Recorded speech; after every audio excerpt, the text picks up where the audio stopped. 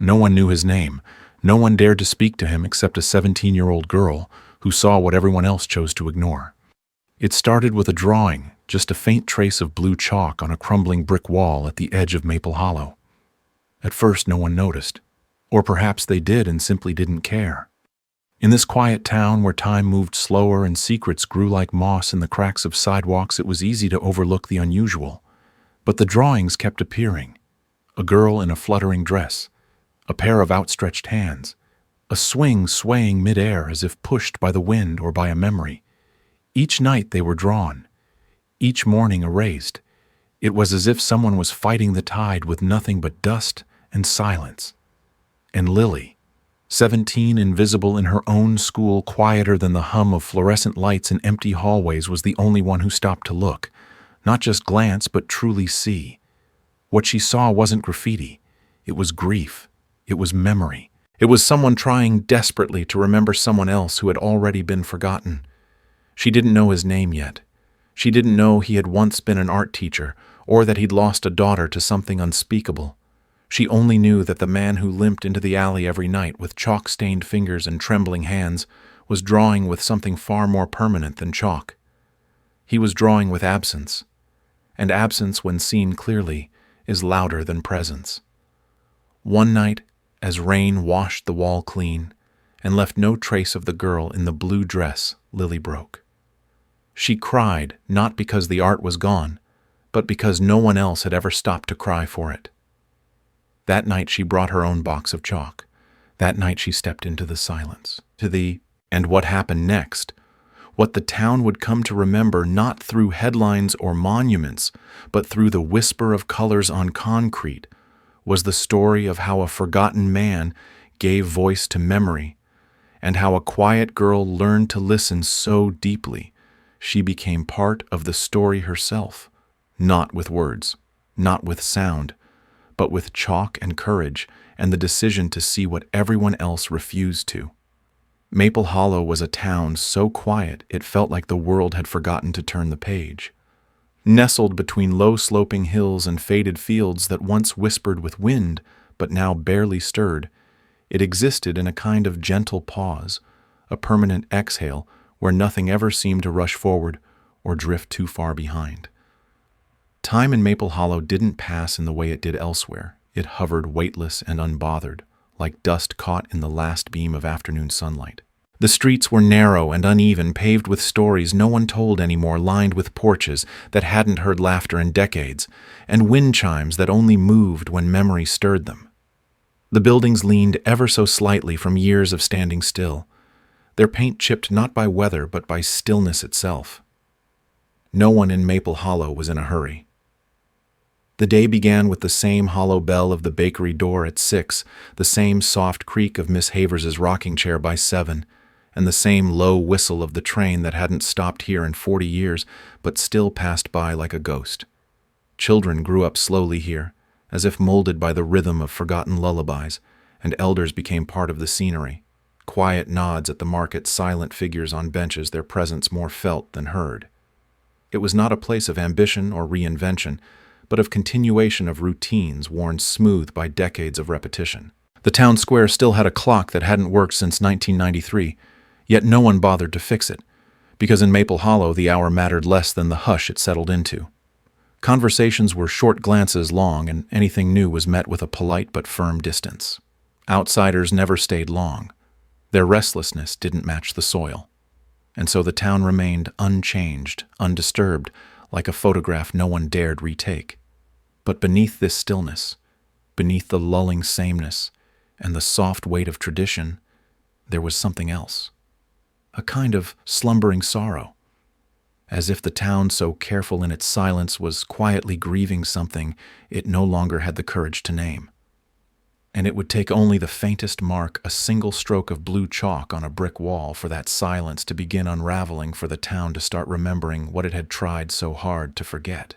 He appeared only at night, like a whisper too soft for daylight to hear, a man with tangled hair the color of ash, a coat worn thin by seasons long forgotten, and fingers stained with the pale residue of chalk.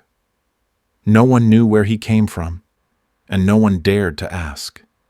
He moved like a shadow through Maple Hollow, Always silent, always alone with a small canvas bag slung over his shoulder, the fabric frayed and sagging from the weight of colored chalk sticks that rattled faintly as he walked. When the town slept, when the porch lights dimmed, the curtains were drawn, and the streets dissolved into silence, he began. Each night, he chose a different wall, often ones tucked away in alleys or on the forgotten sides of buildings, places people rarely noticed in daylight. And with slow, deliberate hands, he drew. His lines were confident, practiced not the hurried scrawls of a vandal, but the careful strokes of someone trying to remember something precious, something already slipping away.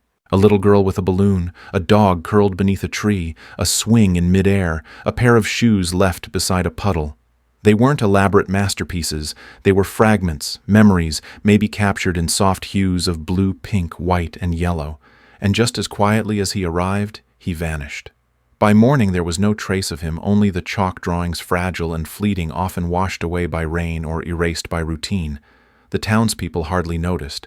Some dismissed the images as childish nonsense, others shook their heads at the mess. Maintenance crews wiped them clean before opening hours. No one thought to ask why they kept returning. No one thought to wonder who he was. But still, night after night, he returned as if compelled by something greater than himself. He never stayed to watch, never signed his work, never left a message. Only the drawings remained small windows into a world no one else seemed to see. To him it wasn't just art. It was memory made visible. It was grief with color. It was a voice when words had long failed. And though Maple Hollow tried to look away, tried to pretend he didn't exist, the walls knew. The dust knew. And one night someone else would begin to notice too. No one knew his name. Not the shopkeepers who passed him on their way to unlock their doors each morning. Not the school teachers who ushered their students across the street when they saw his silhouette near the alley wall. Not even the churchgoers who lowered their voices and looked the other way as he shuffled past the stained glass windows on Sundays. He was simply the man with the chalk, and that was enough for Maple Hollow.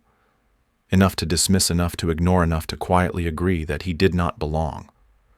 The adults averted their gaze with the kind of practiced discomfort that only comes from fear masked as civility.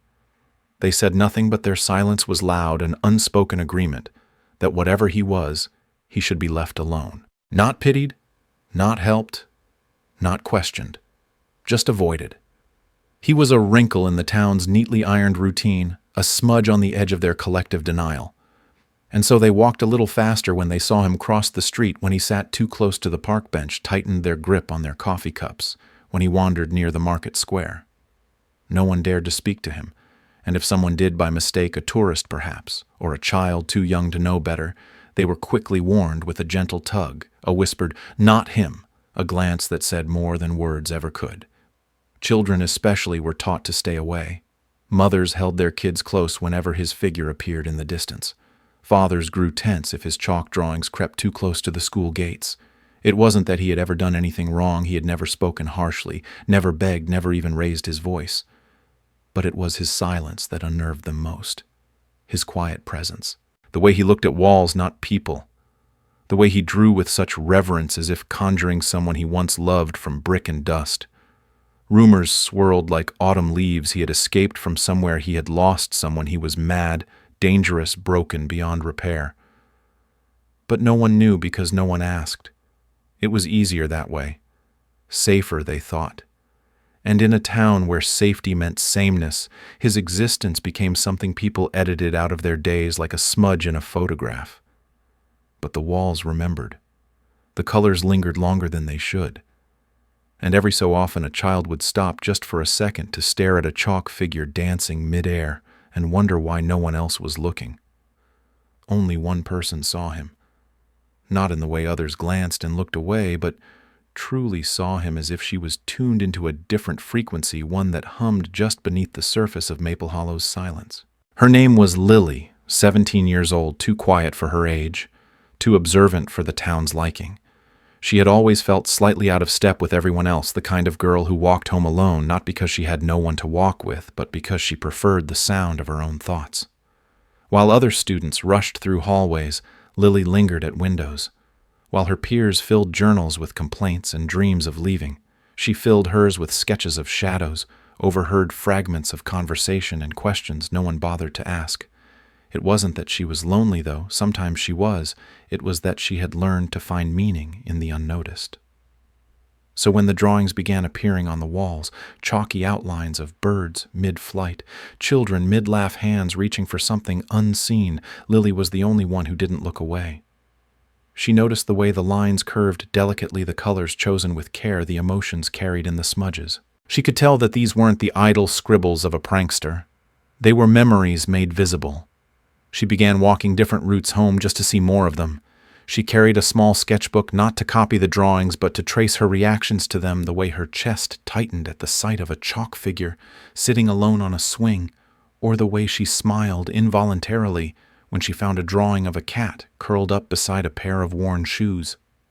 Over time, she began to anticipate his presence, even though she had never seen him up close.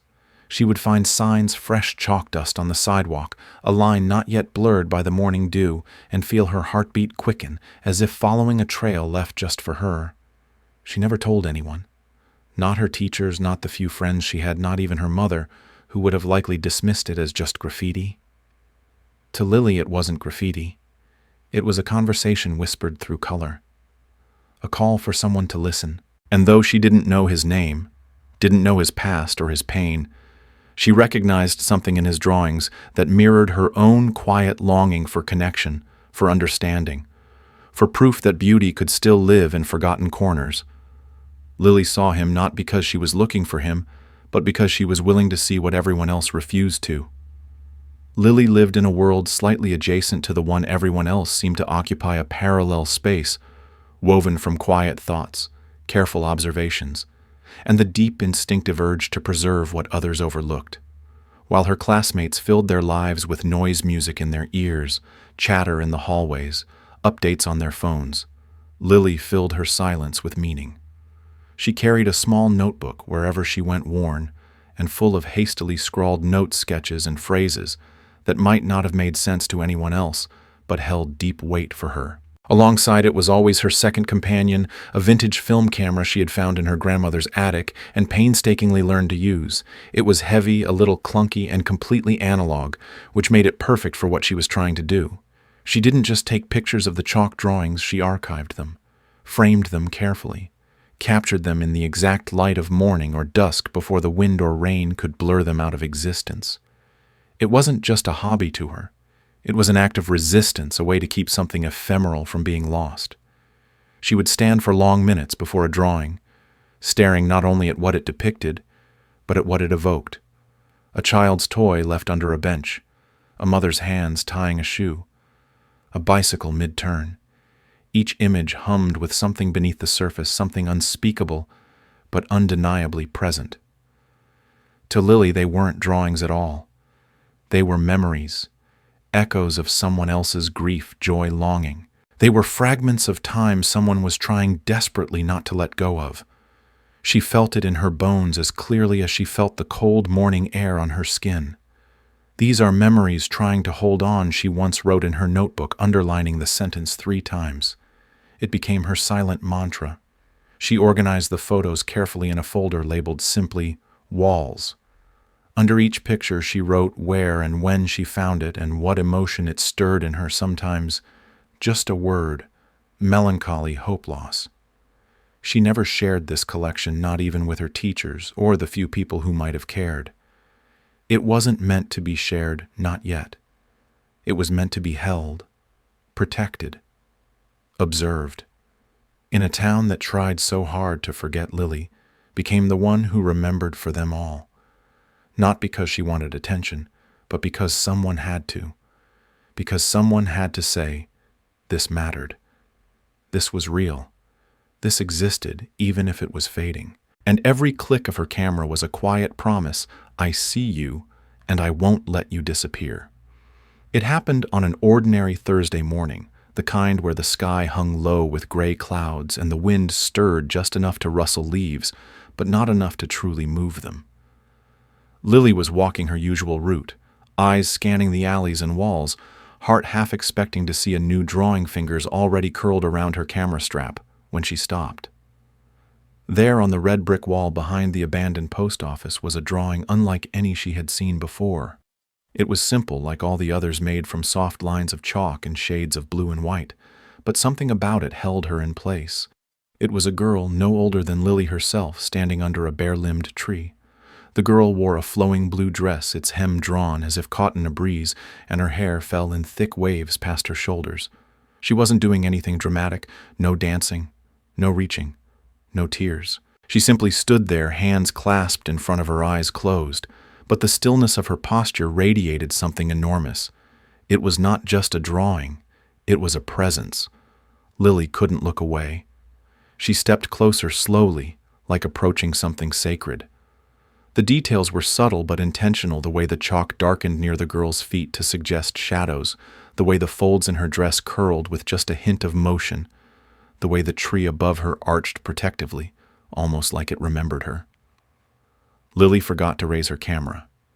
She just stood there, her breath caught in her throat, her chest tight with a feeling she didn't yet have words for. The girl in the drawing looked both perfectly real and impossibly distant, like someone Lily had seen before in a dream she couldn't fully recall.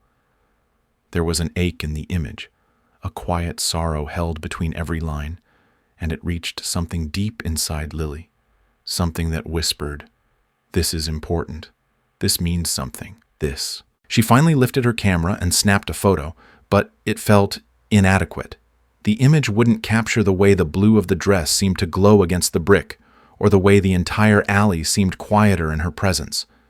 Lily took out her notebook and began writing without thinking, her pen moving fast, trying to pin down the feeling before it faded. She stayed there longer than she'd planned, longer than she'd ever stayed for any drawing before, because this one was different. This one didn't just speak, it called. It wasn't just a memory trying to hold on. It was a soul refusing to be forgotten. And as Lily stood there, heart pounding, she understood that this was the beginning of something she couldn't ignore, something that would change everything. Lily returned the next day and the day after that, and then every day that followed, as if drawn by an invisible thread she could no longer resist. The chalk drawing of the girl in the blue dress beneath the tree had rooted itself into her thoughts, blooming there like something alive. She couldn't explain why this one image felt different, only that it did deeply, irrevocably. Unlike the others she had documented with quiet diligence, this one wouldn't leave her alone. Each time she stood in front of it, she felt a strange and tender pull in her chest, as though the drawing were not just a relic from someone else's memory, but a living thing reaching out to her specifically. So she began to treat it like more than just art. She brought her notebook and sketched the girl again and again, experimenting with angles and expressions, tracing the curve of her dress, the tilt of her head, the soft shading under her eyes. And beside the sketches, Lily wrote as though writing letters, entries addressed not to herself, but to the girl in the wall. "Who were you?" she scribbled one morning. "What were you waiting for? Another day. Did you choose the blue dress, or did someone choose it for you?" Over time, her writing shifted from questions to confessions. She told the drawing about the ache of silence in her own house, about the way her classmates made her feel like furniture instead of a person, about the things she wanted to say but never could. It became ritual. She would arrive just after sunrise, sit cross-legged in front of the wall, and speak in whispers when no one else was around. She knew it was absurd, childish even, but she couldn't shake the feeling that the girl who had no name, but whom Lily secretly called Echo, was listening. That somehow beneath those delicate chalk lines a presence lingered. A soul, perhaps, or a sorrow. Sometimes Lily would imagine Echo nodding in agreement or tilting her head with a half-smile in response. There were moments when the wind stirred the tree's bare branches above the wall just right, and Lily could almost hear a voice, faint, familiar, reassuring. It wasn't loneliness that drew Lily back again and again, it was connection. Not with the living world, which often felt too noisy and indifferent, but with something more intimate, more sacred. She didn't care if people saw her or thought she was strange. What she felt was real. The chalk may have been fading, the lines slowly dissolving with each breeze and drizzle, but the presence of echo only grew stronger. And Lily knew in the quiet marrow of her bones that whatever had brought this image to life on the wall wasn't finished speaking. Not yet. His name was Eli.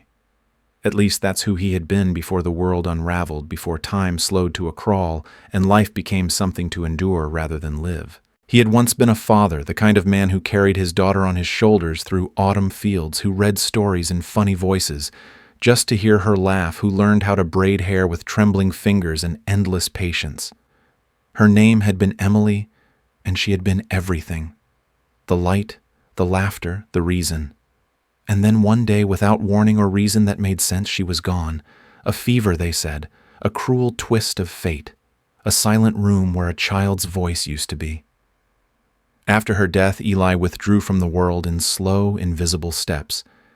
People said he vanished, but the truth was he simply faded like chalk in the rain. He wandered the streets of Maple Hollow not because he was lost, but because he was looking for something he couldn't name. And one day, unable to speak the grief, unable to scream without breaking, he found a box of colored chalk and began to draw.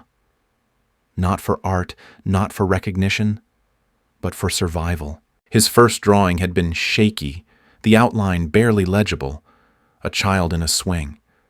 But as he drew, his hands steadied. His memories returned in color blue for her favorite dress, yellow for her toy bear, white for the daisies she used to tuck behind his ear.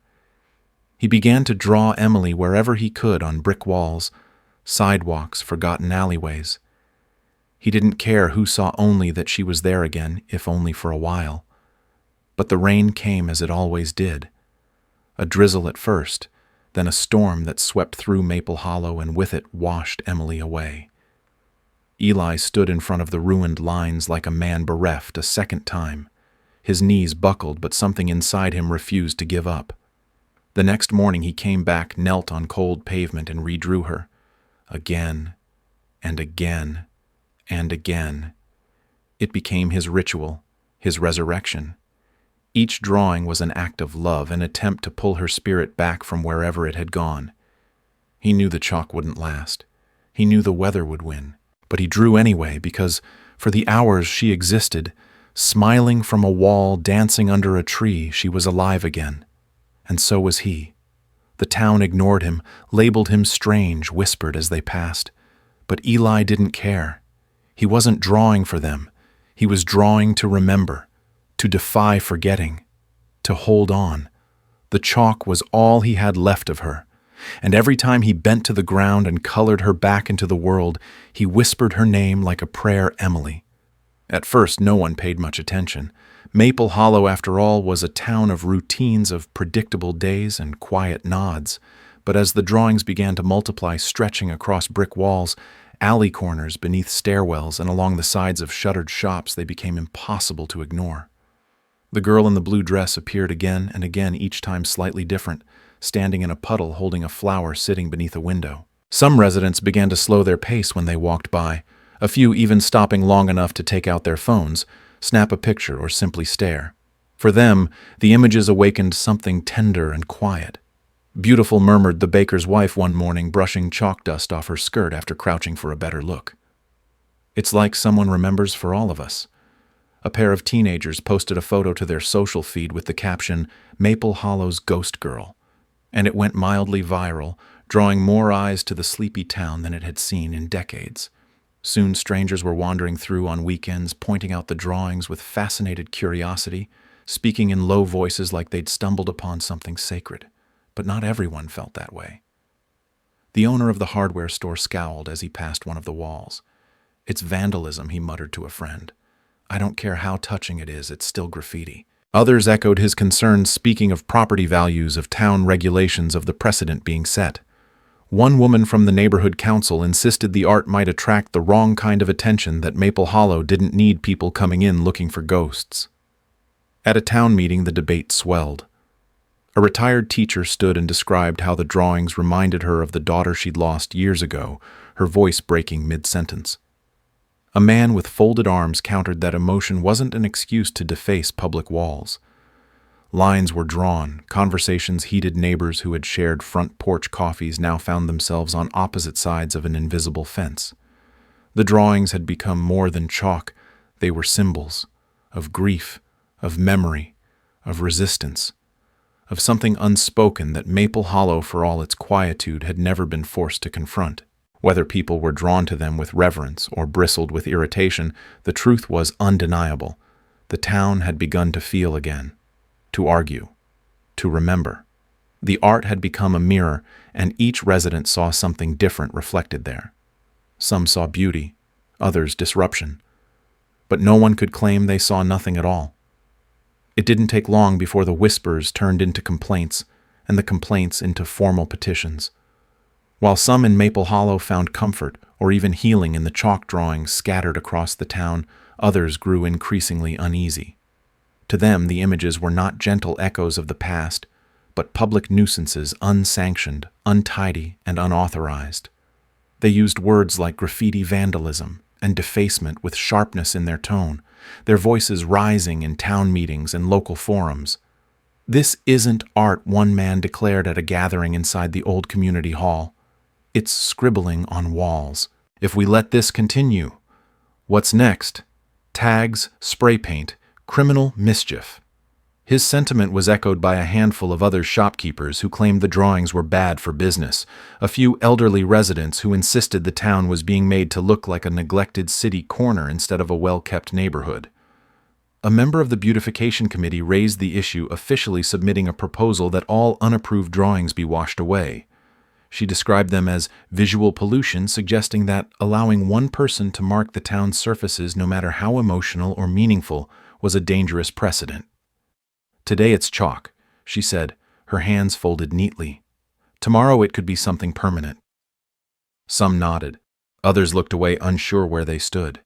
The conversation grew tense, and slowly the story of the drawings began to shift. Once referred to affectionately as the chalk girl, the figure in the blue dress was now called the ghost drawing, or that thing on 3rd Street. The emotional thread that once connected people to the images began to fray. As new drawings continued to appear on the sidewalk in front of the library, on the wall of the old cinema, the pushback strengthened. A small group even took matters into their own hands one morning, armed with buckets of soapy water and scrub brushes. They started scrubbing away at the images in silence, water streaking down brick like tears, chalk swirling into muddy puddles. It was done without ceremony, without warning. When Lily arrived later that afternoon, she found only faint outlines like forgotten dreams slowly fading. Her heart pounded as she stood in front of the blank space where Echo's eyes had once looked out at her. And yet the wall didn't feel empty. It felt violated. The loss was sudden, brutal, and oddly familiar. For Lily and others who had grown quietly attached to the drawings, it wasn't just art that had been erased. It was memory, it was mourning. It was a voice trying to be heard. And now, someone had silenced it. The morning after the erasure, Lily returned to the wall with a knot in her chest and a box of chalk gripped tightly in her hands. The rain had stopped hours ago, but the air still held the scent of wet stone and something heavier like disappointment. When she stood before the wall, the sight struck her harder than she'd expected. Only fragments of the girl remained: a curve of the shoulder, the faintest trace of a blue hem, a few stubborn lines that the water and brushes hadn't entirely claimed. The rest had vanished. It felt like a betrayal, not just of the image, but of everything it stood for. Her fingers trembled not from fear, but from something more urgent: defiance. She dropped to her knees without hesitation and chose the exact shade of blue from the box, the one that matched the girl's dress. She began to redraw, not as an observer, not as a silent recorder of someone else's memory, but as a participant, a guardian. With every stroke, she felt a pulse of energy, not just from the wall, but from within herself, as if reclaiming a piece of something sacred. The lines came easier than she expected. Her hand moved with purpose, retracing what was lost, but also adding something new, her own interpretation, her own emotion. She didn't just copy what had been there before. She breathed life into it. Her body leaned into the work, her clothes streaked with chalk dust, her hair falling into her face. She didn't notice the footsteps approaching. She didn't hear the sharp intake of breath behind her. But when she finally sat back to inspect her work smeared with color heart-pounding, she turned and saw them 3 people standing at the edge of the sidewalk watching. A man in a business suit with coffee in hand, a teenage girl with a bike, and an elderly woman with a bag of groceries paused mid-step. For a moment no one spoke.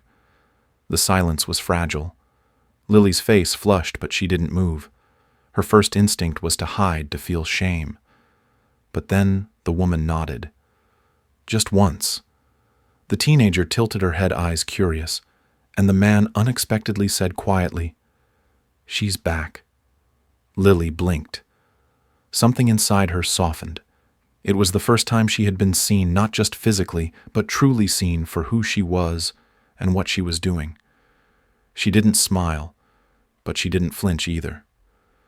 She looked back at the wall and whispered, "We're not done yet." And in that moment, she knew this wasn't about one girl in a blue dress, or even about loss. It was about standing in the open, vulnerable but unafraid, and drawing memory back into the world. Lily was still crouched near the wall, fingertips dusted with blue and gray, when she heard the slow shuffling of footsteps behind her. At first, she thought it was another curious bystander, someone stopping to observe or maybe even to criticize. But there was something different about the pace of those steps, the way they dragged just slightly against the pavement, as if each movement carried the weight of years. She turned, and there he was, the man she had only ever seen from a distance, always in the shadows, or moving silently along back alleys, as if trying not to be remembered. His hair was silver white, unkempt, and wild, and his eyes held the kind of sorrow that no photograph could capture. He stood a few feet away from her, a box of chalk cradled gently in his hands, as if it were something holy. The lines of his face were carved deep with time and grief, but there was a softness there too, an ache that had not hardened into anger. For a long moment, neither of them spoke. The street was quiet. The world seemed to hold its breath. Then he stepped closer slowly, like a ghost learning to walk again. His voice, when it came, was not raspy as Lily had imagined, but deep and steady, quiet as falling dust. "You're the first person who ever really saw her." The words struck her like a stone in the stillness, more profound than she was prepared for. Her lips parted, but no sound came. She wanted to speak, to ask him who he was, to say that she had felt the girl had dreamed of her, had drawn her not just from memory, but from something deeper. But she could only stare. Eli looked at the wall, at the lines she had redrawn, and his expression shifted. There was pain in it. Yes, but also something close to peace. He lowered himself beside her with difficulty, knees creaking, and placed his chalk box between them without another word. Lily watched wide-eyed as he reached for a piece of white chalk and gently outlined the faint curve of a daisy in the girl's hand, something that hadn't been in the original drawing, something only a father would remember.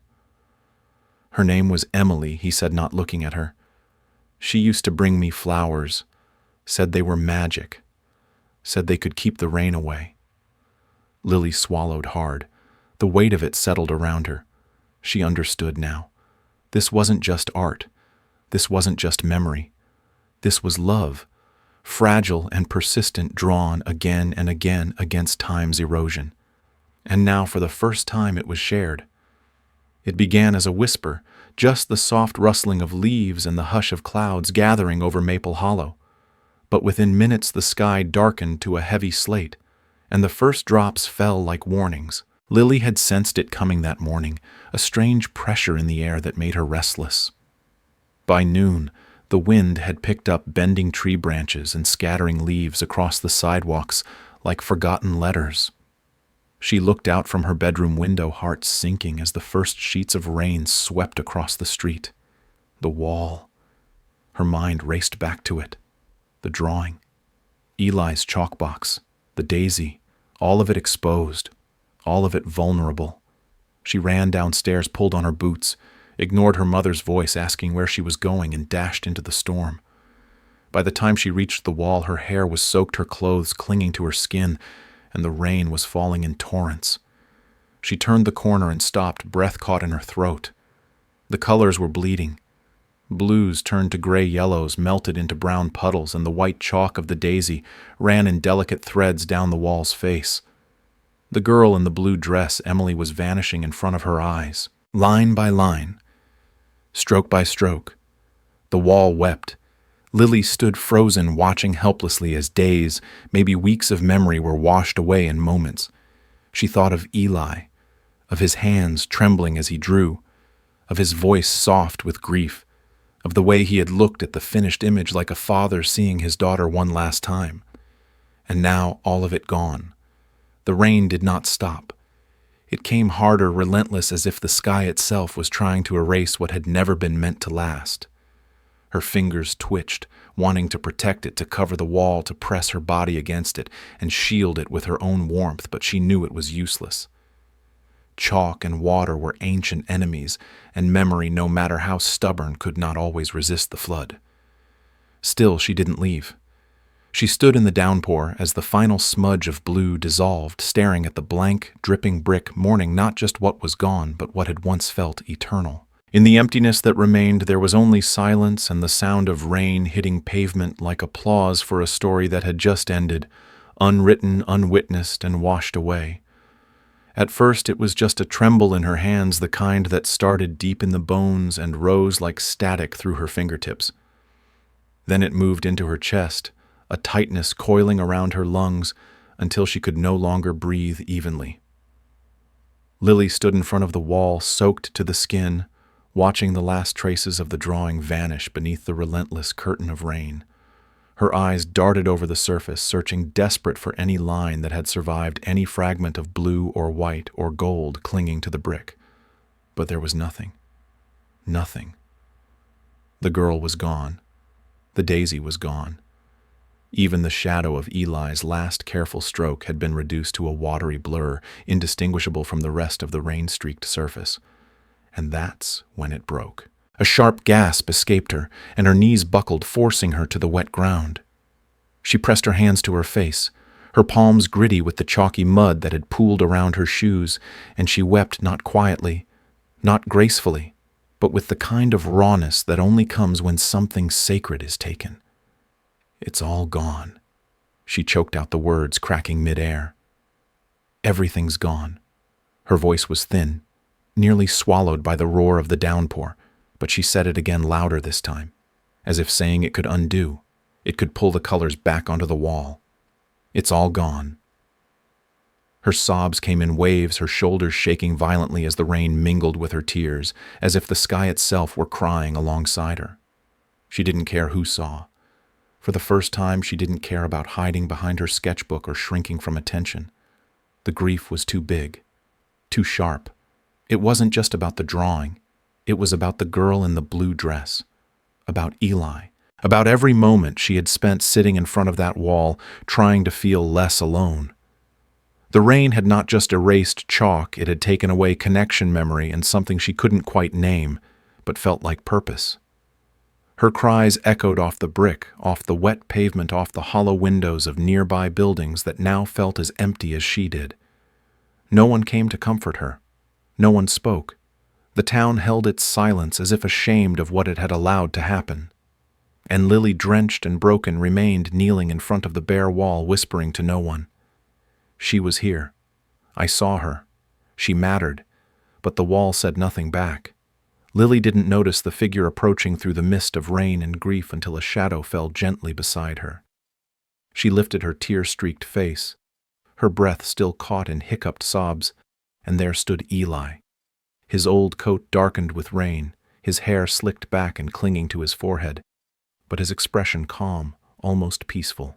He didn't seem startled by the emptiness of the wall or shaken by her cries. Instead, he looked at the washed-out bricks as if they were exactly as they should be. Lily opened her mouth, but no words came. Her throat was too tight, her heart too full.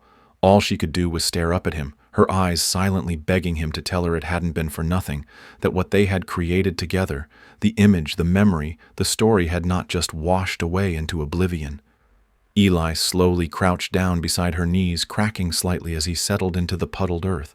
His eyes, still full of that same heavy sorrow she had seen before, now glimmered with something softer, acceptance perhaps, or something even gentler, understanding. He looked at the wall once more, then at her, and finally spoke, his voice low and warm, like embers that hadn't quite gone out. "It was always meant to disappear," he said, the faintest trace of a smile curling his lips. "That's what chalk does. That's what memories do too. They fade. They wash away. But that doesn't mean they're gone." Lily blinked, confused. She wanted to protest, to say that it was gone, that the image had meant everything, that the drawing was the only proof the girl had ever existed. But before she could speak, Eli gently tapped his fingers against her heart. "She's not on the wall anymore," he said. "She's here now. In you. In every line you redrew. In every thought you gave her. She's not lost. She's been kept." Lily's breath caught. Something shifted inside her, not erasing the pain, but softening it like light, touching the edge of a wound. "You saw her," Eli whispered, the smile reaching his eyes now. "Really saw her. And because of that, she's still here." The rain was easing. The sky, though gray, began to lighten at the edges. And in the silence that followed, Lily realized he wasn't just talking about chalk or drawings. He was talking about love, about memory, about the sacred act of carrying someone forward when the world can't. Eli stood, joints stiff, but spirit steady, and looked one last time at the blank wall. Then he turned to leave, but not before adding, almost like a blessing, "That's all I ever wanted. Not to keep her on a wall, but to give her to someone who wouldn't let her disappear." The next morning, long before the town had begun to stir, and the streets of Maple Hollow were anything more than a blur of soft mist and leftover rain, Lily stood once again before the wall. Her shoes squelched in the damp earth, her jacket still damp from the night before, but her grip on the small, worn box of chalk was steady. She had spent the night staring at her ceiling, unable to sleep, Eli's words echoing in her mind. She's not lost, she's been kept. Something had changed in her. The sorrow was still there, but underneath it was a strange new fire, not rage, not defiance, but devotion. This time it wouldn't just be a restoration. It would be a tribute, a beginning. Kneeling before the wall, she opened the box and ran her fingers over the colored stubs. Her hand paused over the blue, the same shade she had used for the dress, now just a memory on her fingertips. She took a breath, then started. Slowly, deliberately, she sketched the outline of the girl once more. The lines came easier now, not because she didn't feel the pain, but because she knew what each curve meant. Every stroke of color was a thread connecting her to Emily. She remembered the tilt of the head, the curve of the smile, the way Eli had once drawn the daisy. This time she added it again, but gently, not to replace what was lost, but to honor it. And then, without knowing why at first, she picked up a soft white piece of chalk and began to sketch something new. Perched on the girl's shoulder, delicate and poised, she drew a small bird. It wasn't detailed, not like Emily's dress or her hair, but it was intentional. The bird faced upward, wings slightly lifted, as if caught in the middle of choosing whether to stay or fly. Lily wasn't sure what it meant. Maybe freedom, maybe remembrance, maybe hope. But it felt right. It felt like something Emily would have noticed and smiled at. It was hers, and yet Lily's too. As the morning sun filtered through the thinning clouds, the colors began to glow faintly on the brick again. The wall, which had once seemed like a place of disappearance, now felt like a place of return. She stepped back, breathing deeply, her hands streaked with chalk dust, her heart both lighter and fuller. The drawing was not exactly the same. It was changed. But then again, so was Lily. So was everything. And maybe that was the point, not to keep things untouched, but to carry them forward in new colors, new shapes, and the quiet flight of a bird drawn by someone who had learned how to remember. Eli stood silently beside her as the final lines of the small bird took form under Lily's fingers, the morning air still damp with the memory of rain. He hadn't said a word when he arrived. She had felt his presence before she saw him, like a shift in the light, like the way silence deepens when someone enters it with intention. For a moment they simply stood there together, facing the wall, two artists at the edge of something unspoken. Then Eli moved. Slowly, with the same deliberate care she had seen in his every action, he knelt beside his own weathered bag, pulled out a piece of soft gray chalk, and without asking, without explaining, he began to draw. Lily watched him, puzzled at first, but as the shape emerged on the brick surface just to the right of the girl in the blue dress, her breath caught in her chest. He wasn't redrawing Emily. He wasn't filling in what had been lost. He was drawing something new, someone new. Her. The lines were gentle, almost reverent, as if he feared pressing too hard might erase the moment. He drew her crouched, one knee in the dirt, her hands covered in chalk dust. Her hair pulled back the way it had looked that first day. He saw her redrawing the erased daisy. He captured her gaze, not looking at the wall, but slightly upward toward the bird she had just drawn. And somehow, impossibly, he captured the expression she didn't know had been on her face, a quiet awe tinged with grief. Yes, but also wonder. Lily didn't speak. She couldn't. No one had ever drawn her before. No one had ever placed her into a story like this, as if she belonged, not just as an observer, not just a girl with a sketchbook and a curious heart, but as a part of something that mattered. As Eli continued his movements steady and unhurried, Lily felt a warmth bloom in her chest that had nothing to do with the sun rising over Maple Hollow. It was belonging, recognition, the understanding that she had crossed some invisible threshold and entered into his world, not as a passerby, not as a witness, but as someone remembered. When he finally stepped back, chalk dust on his fingers and breath soft in the cool morning, he didn't say anything. He didn't need to. The image said it all. There she was, next to the girl in the blue dress, next to the daisy beneath the bird. Not forgotten. Not alone. Lily, drawn in the language of memory, had become part of a world that once belonged to sorrow, and now for the first time made space for connection. They didn't speak when they arrived. No protests, no whispers of disapproval, no demands to scrub the bricks clean. 1 by 1, 2 by 2, the townspeople came, some with hands shoved in jacket pockets, some still in sleep-creased clothes, some carrying coffee cups gone cold from the walk. They stood in silence at first, forming a slow-growing crescent around the wall, their boots damp in the morning grass, their eyes fixed on the chalk. The drawing had changed since they'd last seen it. No longer just the blue-dressed girl. Now there was something more, Lily kneeling beside her, a bird above a new softness in the lines, a new story woven into the old one. And though no one said it aloud, something shifted in the quiet. It was not approval exactly, nor was it reverence. It was something harder to define, like acknowledgement, like listening. Maple Hollow was not a town known for change. It was a place where routines were sacred, where silence was the language of endurance, and history lay hidden beneath layers of politeness. But here in front of that wall, the silence took on a different weight. It wasn't the silence of indifference, nor the heavy hush of judgment. It was the kind of quiet that settled over people when they're witnessing something too fragile to interrupt, like a prayer or the first snow.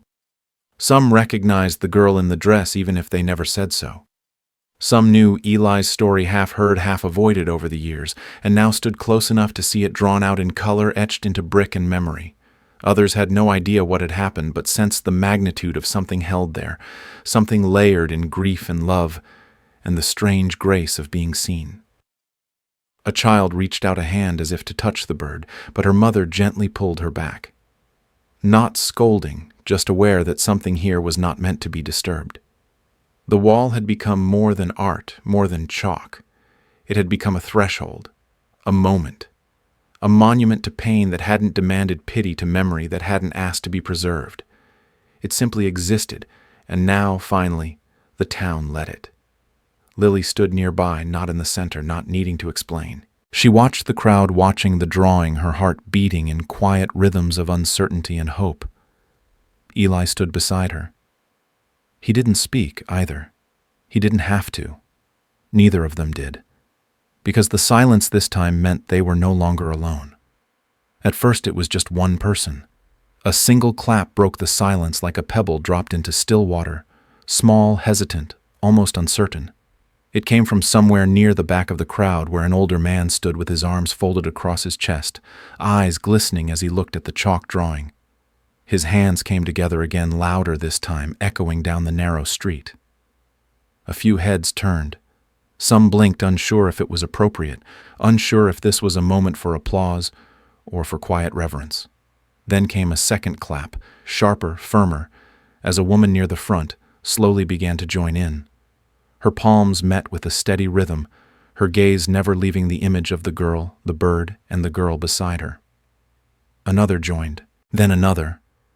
The rhythm grew, not thunderous, not theatrical, but a rising tide of sound, like wind weaving through leaves, soft at first but growing stronger, more sure. And then it happened all at once. The entire street seemed to awaken, as if something long dormant had stirred beneath the pavement. Hands lifted, voices murmured in awe, and a collective wave of applause rolled down the block. It wasn't polite clapping. It wasn't the kind of scattered courtesy given after a school recital or a town meeting. It was something deeper. The clapping came from people who had felt something shift, from those who had once turned away but now couldn't, from those who didn't understand it all but knew it mattered. There was warmth in it, recognition, gratitude, a shared release. Lily stood frozen, the chalk still in her hand, not expecting this. She hadn't drawn for applause. She hadn't drawn to be seen. She had drawn because something inside her demanded it, because she had needed to remember, to preserve, to respond. And now all around her strangers were standing shoulder to shoulder, clapping not for her as a performer, but for what had been brought into the light, for the memory of Emily, for Eli's silent love, for their town waking up to the pieces it had tried so long to forget. Eli looked over at Lily. His eyes were wet, but he smiled a quiet, soft smile that said more than any words could. He placed a hand gently on her shoulder, and for the first time she didn't feel like just an observer. She felt like a part of something whole, something shared. And as the clapping continued, echoing off the storefronts and windows, rising into the sky above Maple Hollow, Lily knew that the town had finally fully seen them both. It began with a child, a girl no older than 6, who crouched near the edge of the wall, chalk gripped tightly in her small hand. No one told her what to draw, but no one gave her permission. But something in the moment, something in the stillness that followed the applause urged her forward. She pressed soft pink chalk to brick and began to draw a flower, awkward, uneven, joyful in its imperfection. A tulip, maybe, or perhaps a daisy. It didn't matter. What mattered was that she was adding to the story, becoming a part of it. As the last echoes of clapping faded into the soft rustle of wind, more children joined her. They came timidly at first, as if afraid they'd be told to stop, but no one stopped them. No one even tried. The adults stood back, their hands no longer clapping, but folded gently, watching something bloom beyond their expectations. The children didn't speak much as they drew. They didn't need to. Laughter bubbled up here and there, and their chalk scraped against the bricks like whispered prayers, petals, heart-sun stick figures holding hands. And then something extraordinary happened. The elders stepped forward. Slowly, reverently, as if crossing into sacred space, the older townsfolk picked up pieces of chalk, dropped or left behind. Some knelt stiffly, joints protesting, while others remained standing, leaning against canes or the arms of loved ones. They added to the growing mural with practiced hands, lines steadier, more measured. A vine twisting around the corner of a brick. A pair of worn boots beneath a tree. A date written in looping cursive beneath a fading figure, 1983. Each mark, each color carried the weight of memory. One woman, hair like silver thread, drew a tiny bluebird perched above the original daisy tears, falling silently down her cheeks. No one asked her why. No one needed to. The wall was no longer just a place of grief or remembrance. It had become a living canvas of connection, a dialogue across generations, each voice speaking in color and line. There was no plan, no order, no hierarchy. Just story after story blooming outward like ripples in a pond, each new drawing giving breath to the one before it. Lily stood off to the side, heart swelling as she watched strangers become artists, bystanders, become storytellers. Eli remained near her, silent but alive in a way she'd never seen before. his eyes scanning the wall, not for errors or lost details, but for beauty he hadn't dared imagine. Maple Hollow. Once a town where time stood still was now moving line by line, flower by flower, towards something new, something shared, something remembered. It no longer hid in the margins of town lore, whispered about behind closed doors, or pointed out in hushed tones on evening walks. The wall was no longer a secret. It had shed its silence, its invisibility, and emerged as something undeniable, a living legacy woven into the very rhythm of Maple Hollow. Once merely brick and mortar, weathered and overlooked, it now pulsed with meaning, a collage of memory and emotion that refused to be ignored. People came not out of curiosity anymore, but out of reverence. Children tugged at their parents' sleeves, asking to stop by the wall on the way home from school. Teenagers, once restless and uninterested, now lingered in front of it, their fingers grazing the edges of chalk lines drawn weeks ago, eyes catching on small details, an initial, a heart, a smudged wing. Adults, even the most pragmatic ones, made quiet detours on lunch breaks just to stand in front of it for a moment and breathe in the stories etched there. Tourists began to appear not in swarms, but in gentle streams, guided by word of mouth and a sense that something special had taken root in this sleepy town. And it had. The wall had become something more than art, more than tribute. It was now a sacred space fluid evolving entirely human. It didn't commemorate just one person or one loss. It held all of them. Every drawing added by small hands or wrinkled ones, every smudge left by rain or time, every color fading into the next, it was all part of the living story.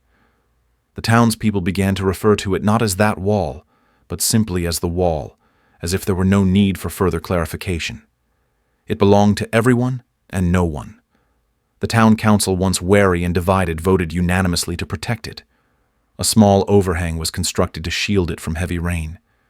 Benches were placed nearby, not for tourists, but for neighbors, for families, for anyone who needed to sit and remember. Lily visited often, sometimes with chalk, sometimes with nothing at all. She no longer felt like the girl who had watched from afar. She had become part of the fabric, now her presence stitched into the wall's evolution. Eli, too, came and went, not as a ghost of grief, but as a father reclaiming space for love. The wall didn't erase his loss. It didn't dull the ache, but it gave it purpose. It gave it voice. In the heart of a town where time had once stood still, the wall was now the pulse.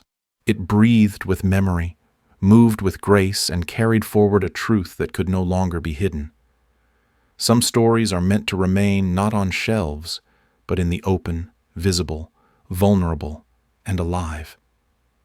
He stood beside her, the soft evening light, catching the edges of his weathered face, and in his hand, cupped carefully, as if it were something fragile and sacred, lay the final piece of blue chalk. It was barely the size of a coin worn down from years of drawing lines that defied rain, silence, and sorrow. Eli didn't speak at first. He let the moment breathe, let the air fill with the quiet hum of the street behind them, where families passed the wall, without whispering, where children now pointed with wonder instead of confusion. Then, with eyes steady but full of something ancient and unspoken, he extended the chalk toward her. "It's yours now," he said, the words low, warm, and deliberate, carrying the weight of years, not easily counted. Lily hesitated, not out of reluctance, but out of reverence. She looked at his hand, then at his face, as if to ask, "Are you sure?" But she didn't speak. She knew this wasn't a question. This was a passing of fire, of memory, of love that had once lived in secrecy, but had now rooted itself into the town's very breath. She reached out slowly, fingertips brushing his palm, and the chalk fell into her hand, lighter than she expected, but heavier than anything she had ever held. In it was Emily's laugh, erased and redrawn. In it was the outline of every memory Eli had tried to preserve, every moment he couldn't let the rain take. In it was his grief, his hope, and now his trust. The moment stretched silent, but full. She didn't need to say thank you.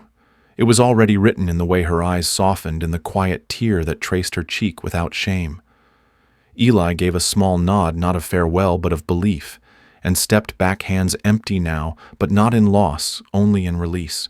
He had drawn until there was nothing left to draw, until someone else had arrived who could carry it forward, not out of duty, but understanding. And Lily, with the final piece of chalk clutched gently in her hand, turned toward the wall once more. She didn't yet know what she would draw, but she knew it would matter, because now it wasn't just about memory, it was about continuity, it was about legacy. And as Eli walked away, shoulders straighter than they'd been in years, and the sky behind them blushed with the last light of day, Lily stood at the wall, ready not just to remember, but to begin. One morning, Eli was simply gone. There was no announcement, no farewell note tucked beneath a loose brick, no final drawing left behind on the wall. He disappeared with the same quiet that had defined his presence, soft, unassuming, unnoticed at first. For days, no one spoke of it directly. People passed the wall and glanced around instinctively, as if expecting to see his familiar figure crouched near the base, chalk in hand, gently restoring what the weather had worn away. But he wasn't there. His usual bench remained empty, its wood gathering dust and morning dew. His footsteps, once faintly heard at dawn, never echoed again on the cobbled street. It was as though the town had been holding its breath, waiting for him to return, to reappear around a corner with his steady gaze and quiet hands. But the days kept stretching on, and Eli did not come back. Lily was the first to truly feel the weight of his absence, not in a single dramatic instant, but in slow, accumulating moments, in the stillness of the wall and the echo of silence where his presence had once offered comfort. She would catch herself turning to speak to him, to share a thought or a new sketch, only to find empty space. There were no goodbyes, no closure, just a growing hush, an absence too complete to ignore. Whispers began to ripple through Maple Hollow, gentle, uncertain theories. Perhaps he had moved away. Perhaps he had found peace and left when he knew his story had been passed on. Some even wondered if he had ever truly existed, if he had been more spirit than man. But Lily knew better. He had been real, achingly real, and his disappearance wasn't a mystery to be solved, but a choice made with quiet purpose. He had given everything he could. He had handed her the last piece of chalk, not just as a gesture of trust, but as a final act of closure. The story he needed to tell had been told. The grief he carried had found a place to rest, and now, with the wall blooming with the drawings of a town awakened to memory and meaning, Eli no longer needed to be there. His departure, though silent, spoke volumes. It wasn't abandonment, it was resolution. And though Lily would never hear his voice again, or see his careful hands bring a line back to life, she carried him forward with every drawing, every child's sketch, every parent's tear. He had vanished, yes, but in truth he had become part of something larger, woven into chalk and brick, into memory and meaning, into the quiet heart of Maple Hollow. Years had passed since the chalk first touched the wall, since quiet mornings were colored with whispers of grief and healing, since the man with gentle eyes and tired hands disappeared like a closing chapter. Now Lily sat in a small, sunlit classroom filled with the scent of charcoal erasers and worn pages, her fingers lightly smudged with pastel dust. A reporter from a regional arts magazine sat across from her notebook, open pen ready, his recorder already capturing the soft hum of her voice and the occasional giggle from children in the hallway outside. She was no longer the quiet girl with a sketchpad hidden beneath her coat. She was Ms. Lily now, art teacher, mentor, and guardian of a story that had become part of the town's identity. When asked about the wall, her expression shifted, not with pain, but with something gentler, something like reverence. She spoke slowly at first, letting each word settle into the space between them, her eyes wandering to the window where distant outlines of the old wall could still be seen. It started with a girl in a blue dress. She began, her voice steady but filled with layers. She told the story not from memory alone, but from lived experience of discovering that first drawing, of returning day after day, of feeling less like an observer and more like a witness to something sacred. She described Eli with care, not embellishing, not dramatizing, but offering the truth as she knew it, his silence, his sorrow, and the unwavering love etched into every curve of chalk. The reporter listened intently, captivated by the way Lily wove the story like a tapestry, her words painting pictures as vivid as any on the wall itself. When she spoke of the day Eli handed her the final piece of chalk, her fingers absent-mindedly grazed the silver locket at her neck, a locket that held a small crumb of blue dust, the last remnant of that gift. "He didn't vanish," she said almost more to herself than to the journalist. "He became part of everything that's still here." Her classroom was filled with drawings, some rough, some radiant, but all encouraged by a teacher who understood that art was more than image. It was memory, emotion, connection. Lily didn't just teach technique. She taught presence, the kind that listens, observes, and leaves something lasting behind. As the interview drew to a close, the reporter asked her what she hoped students would remember most. Lily smiled, her eyes softening. That sometimes the smallest marks, she said, can hold the greatest stories. And outside the window, beyond the edge of her words, the wall stood quietly in the afternoon light, older, weathered, but alive, still whispering its truths to anyone who dared to see. On the corner of Lily's desk, nestled between a jar of sharpened pencils and a stack of sketchbooks stained with the fingerprints of her students, sat a small glass case no bigger than a jewelry box. Inside, resting on a cushion of soft velvet, the color of dusk, was a single piece of blue chalk, worn fragile, no longer than a matchstick. It had dulled with time, its edges smoothed by countless drawings, but it still retained a quiet brilliance, as if it carried within it the weight of 100 unspoken memories. Etched into the brass plaque on the base of the case were 6 simple words. He painted silence in color. Most who entered her classroom paused when they saw it. Some tilted their heads, intrigued by the strange reverence given to something so small, so seemingly insignificant. Others, usually the younger children, would press their fingers to the glass and whisper questions about the man who once held it. But Lily never moved it, never explained too much. It was not just a keepsake, it was a symbol. A relic, not of a myth, but of a man who once believed that art could defy time and grief, that color could speak when words failed. To Lily, that fragment of chalk was a voice still echoing in the silence, a presence still lingering in the spaces between brushstrokes and smudges. It reminded her of rain-washed mornings, of Emily's outline blooming again and again beneath trembling fingers, of Eli's quiet presence, never demanding, always steady. It reminded her of the first time she truly saw something, not with her eyes, but with her heart. In the quiet moments between lessons, when the classroom hummed with nothing but the sound of pencils on paper, Lily would sometimes glance at the case and feel the old, familiar warmth of purpose. Not nostalgia, but continuation. She had built her life not just around art, but around the belief that expression could carry meaning across years, across absences, across generations. The plaque's words weren't just poetic. They were truth. Eli had taken something as intangible as grief, as hollow as loss, and given it form, texture, and color. And now that same purpose lived on in her students' eyes as they discovered their own voices, through line and shade in the mural outside that now sprawled beyond the wall's edge, and in the chalk quietly glowing in its glass sanctuary, whispering to all who dared to look closely. Lily stood at the front of her classroom, sunlight spilling in from tall windows, warming the wooden floor, and catching the soft glint of pastel smudges on her fingers. Her students had gone for the day, their drawings still taped to the walls, flapping gently in the breeze. A young journalist lingered behind, scribbling in a worn notebook, having asked one final question that seemed to reach deeper than the rest. "What did you learn from him?" Lily didn't answer immediately. Instead, she looked toward the glass case on her desk, the one with the last piece of blue chalk, and took a slow breath. Her voice, when it came, was calm but resonant, as if carrying the weight of years wrapped in silence. "He never asked to be seen," she said, "not once. He didn't crave recognition or approval. He never sought praise or demanded space. But he saw us, all of us." She walked over to the case, her hand hovering just above the glass, as if touching something more than an object, touching a moment, a presence, a truth. He saw our pain, our loneliness, the things we tried to hide beneath our routines and our silence. He painted them, not as accusations, not as portraits of brokenness, but as whispers of understanding. And somehow through that, I began to see myself too. Her eyes softened, caught between memory and gratitude. He taught me that the most powerful kind of seeing doesn't happen with your eyes.